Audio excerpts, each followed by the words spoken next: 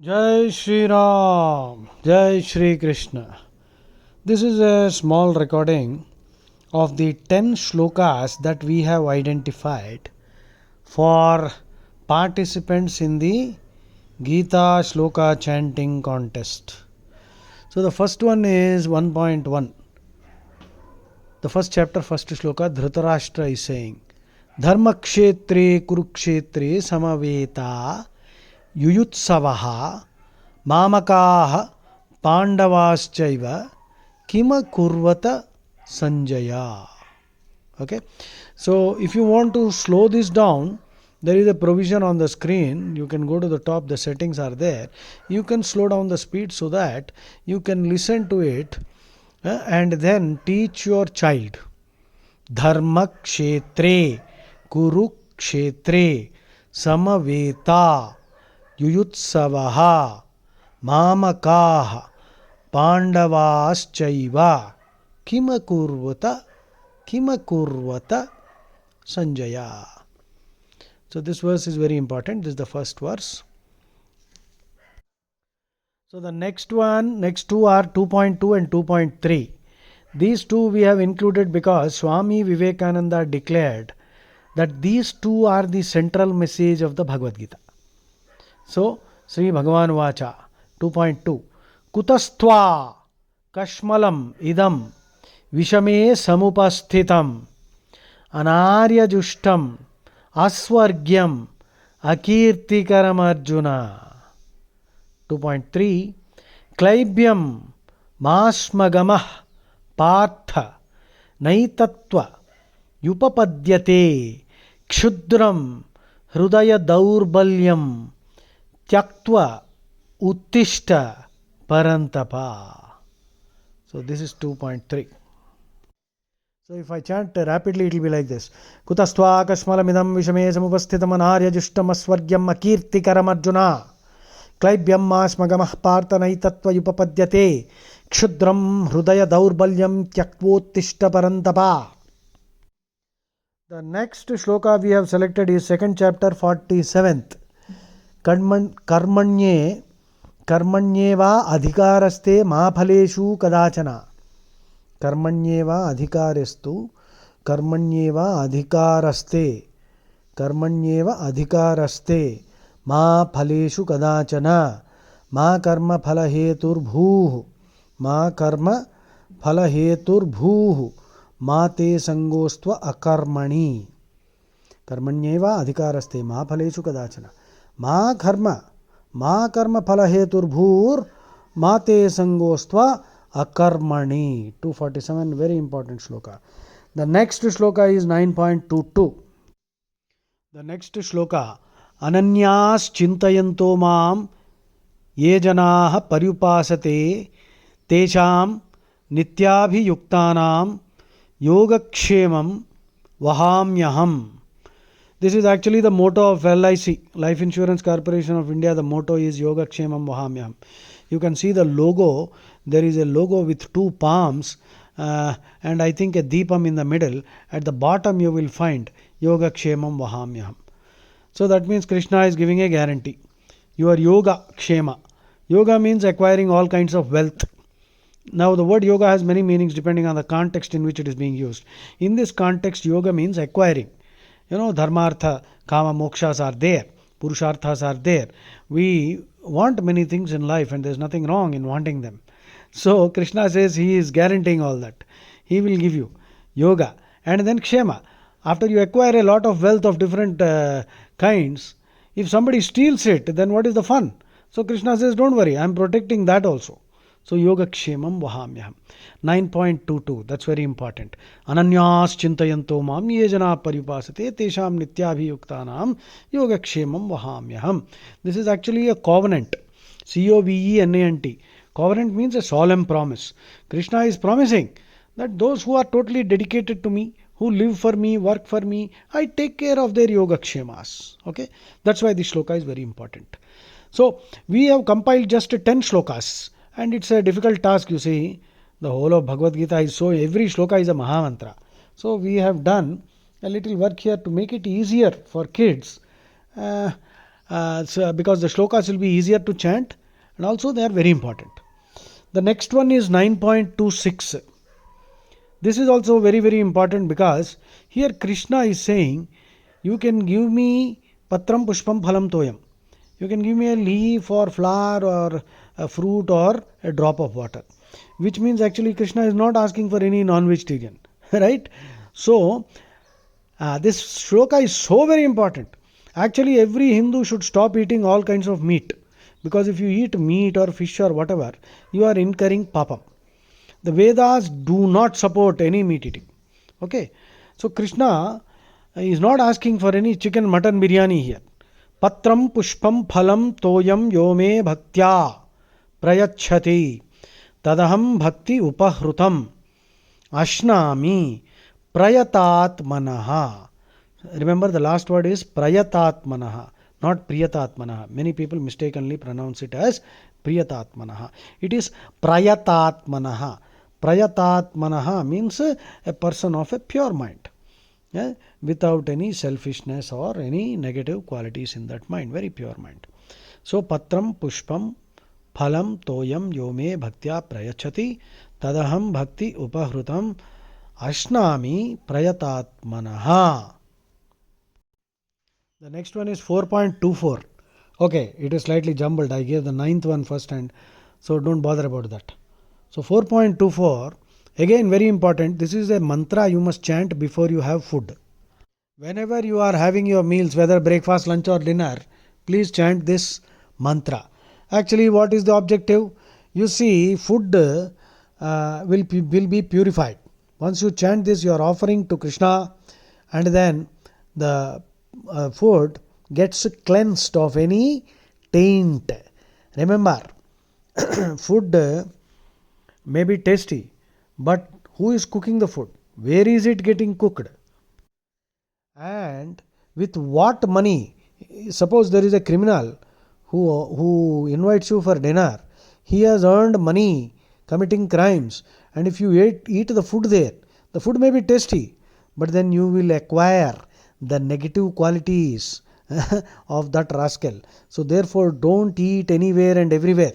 Especially, there are many fellows who are spitting into the food. So be careful.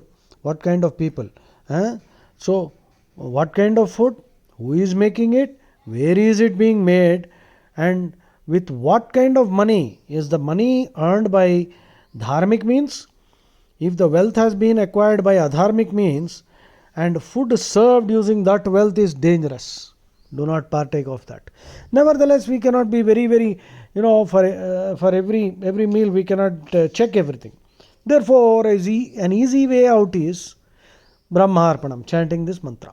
So every day at home when you are having your meals, do this, and every time when you have a meal, Brahmarpanam, Brahmahavir, Brahmagnau, Brahmanahutam, Brahmaiva tena gantavyam, Brahma karma samadhina. 424. Acha, before I proceed to the next shloka, which is 6.5, some of you may have felt slightly disturbed because you might be eating meat or fish or something. My intention is not to offend anybody. Remember, if you eat meat, in the Bhagavatam, Sri Krishna tells Muchukunda Rishi. Muchukunda Rishi is being told by Sri Krishna. Sri Krishna tells him, listen, as a Kshatriya, you may have hunted. You have hunted many animals. You have killed many living beings. So, you have to undertake prayaschittama. You have to undertake penance, austerities to get over that. Now, what does this mean? What do you understand from this shloka? You must understand that actually you should not eat. But as a Kshatriya, if you have eaten and you are discharging your duty dharmically, but nevertheless, since you have eaten or hunted or killed, then you have to undertake the penance. So, from this, what can we understand? We must understand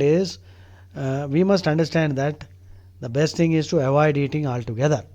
In fact, mamsa, literal translation is me, he. If you study Manusmriti, Manu is saying, Manu, remember, is the grandson of Krishna. So, Manu is saying, Mam Saha basically means I who is eating this fellow's meat will be eaten by that fellow in the next birth.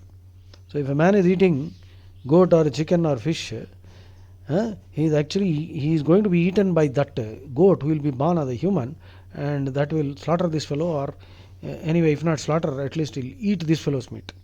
So that is the meaning, that is the etymology, that is the root meaning of the word mamsaha. Okay, and Manu also says the animal dies a horrible death, isn't it? As many hairs on the body of the animal, so many times this person who has consumed the meat will suffer a violent death. So please be very careful. Don't take it lightly. Non-vegetarianism is a sign of gross spiritual ignorance. Sattvic food, okay, is the best thing if you want to progress on the spiritual path. So I might be giving a short lecture here, and don't be under the delusion that non-vegetarian food only gives strength. So elephant is vegetarian. Hippopotamus is vegetarian. An alligator's natural enemy is the hippopotamus. Alligators will run away when they see a hippopotamus, and the hippopotamus can simply bite and break the alligator into two parts with its huge jaws, and it's a pure vegetarian. So don't give me this logic that non-vegetarian food makes you stronger. Okay, so I don't want to get into a lengthy lecture on this.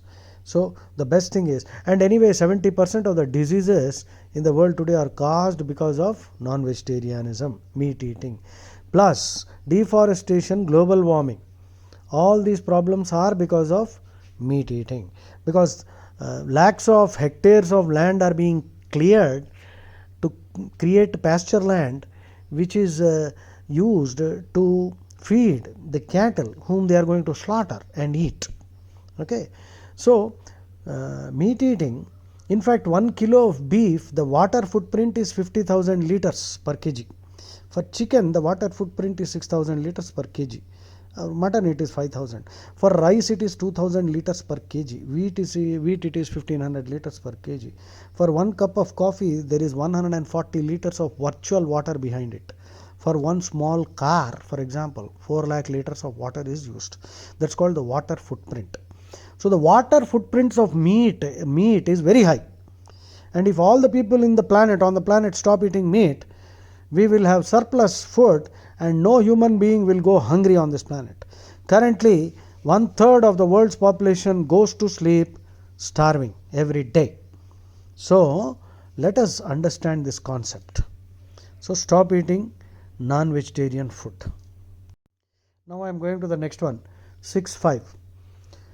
6th chapter, 5th shloka. Uddhared atmanatmanam atmanam avasadayet atmaiva hyatmano bandhu atmaiva ripuratmanaha. So Krishna is saying you can be your own guru.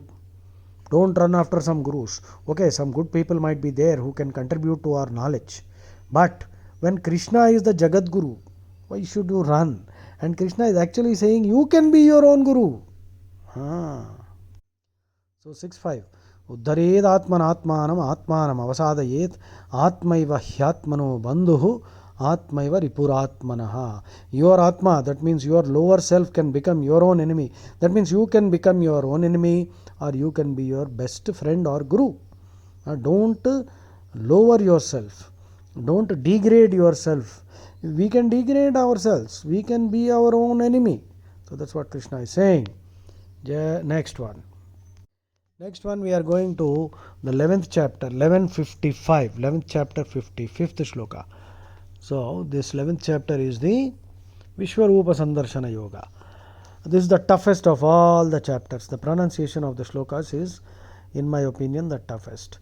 Now 1155 we have selected because this shloka has been identified by Adi Shankaracharya as the gist of the Bhagavad Gita. See, different scholars and different holy men, Bhashyakaras, all of them have their own opinion. Since Adi Shankaracharya is obviously the greatest, we have identified 1155 as he said that this is the central message.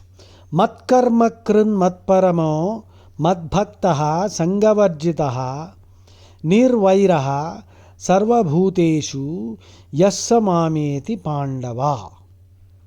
Matkarma krun matparamo madbhakta sangavarjitaha nirvairaha sarva bhuteshu yassa mameti pandava.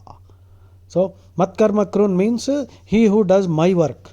What is Krishna's work? Loka sangraham. Working for the welfare of mankind and setting an example for people to follow and thereby attracting them to join you in the good work.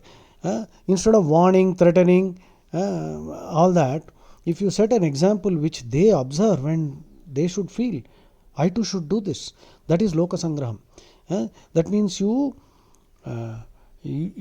convince them that what you are doing is what they should also be doing. This way, very gently, you can wean people away from adharma and take them onto the path of dharma. This is the perfect meaning of Loka Sangraham. In a general sense, Loka Sangraham is working for the welfare of mankind and also preventing people from going astray, going on to the path of dharma. If they are on the path of dharma, gently wean them away, gently bring them back from the path of adharma to the path of dharma by setting the example yourself. That is Krishna's work. Matkarma krun. So if we also start doing Krishna's work, after all, the whole world is Krishna's family. So if you serve his family, he will take care of you. Matkarma krun, matkarma krun, matparamo. He who treats me as the supreme. Mat bhaktaha, my devotee. Sangavarjitaha, no attachment to anything. Remember, nothing belongs to us. Based on our prarabdha, we get some wealth. But we are only trustees. We are not the owners. You are the in charge. You have to utilize all the wealth that you get for Krishna's work. Nirvairaha. We have no hatred, no malice for anybody. Sarva nirvaira sarva bhuteshu. Yassama meti pandava. This person will come to me only, don't worry. That is Krishna's again guarantee, covenant here. And the next one is 1866, 18th chapter, 66th verse, which is again very important because it is considered the Charama Shloka by many Bhashakaras. Right? Charama Shloka means the final one. Literally it is not, technically it is not the final. The final one is 1878, which is also a wonderful shloka. We have not included this because I think we have already achieved, we have reached 10. 1, 2, 3, 4, 5, 6, 7, 8, 9, 10, correct. So 1866, again it can be considered the main message of the Bhagavad Gita. What is the main message? Krishna is actually saying, stop bothering about rules and regulations. Totally dedicate yourself for me, to me, become my agent, do Loka Sangraham, I will take care of everything else, all the reactions or whatever. He becomes your ex-promiser. This is a nice word in English. EX-PROMISSOR. Ex-promiser means a person who pays the debts that you have incurred. Suppose you have taken a loan of 10 lakhs. Krishna will go and pay that. So a person who pays that, pays the loan that you have taken is called an ex-promiser. Krishna is actually saying that. For every action, like I already told, like I already said earlier, if you eat meat, the reaction you have to be willing to tolerate. So now Krishna is saying, once you become my agent, I will take care of the reactions. So what a beautiful guarantee he is giving. 1866. Sarvadharman parityajya mamekam sharanam vraja aham tva sarvapapebhyo moksha ishyami ma shuchaha. Now ma shuchaha, last two words, means don't cry. People are crying all the time. In fact, in the Bhagavad Gita, if you notice, on the whole, Krishna starts Bhagavad Gita by saying Ashochya nanvashochastvam, 2:11 it is. Okay, don't cry. You are crying for something you need not cry for. Wise people don't cry for the living or the dead. So don't cry. Krishna starts with don't cry, and Bhagavad Gita ends with don't cry, and in between Krishna is explaining why you should not cry. So that is the beauty of Bhagavad Gita. So this is the last one, the 10th one. I hope I have pronounced it clearly for you. Sarvadharman Parityajya mamekam sharanam vraja aham tva sarvapapebhyo moksha ishyami ma shuchaha. Jai Shri Ram, Hare Krishna. I hope this will be useful for all those parents who want to train their children to learn these shlokas and also explain the meaning later. Jai Shri Ram. You can do your own research. Go to Google. Swami Mukundananda's Gita is there. I prefer that. Even Swami Prabhupada as it is, Bhagavad Gita as it is, even that is excellent. And Swami Mukundananda. Go to Google and type. And you can do your own research. And these shlokas are presented in every language with the pronunciation also. Okay? Jai Shri Ram.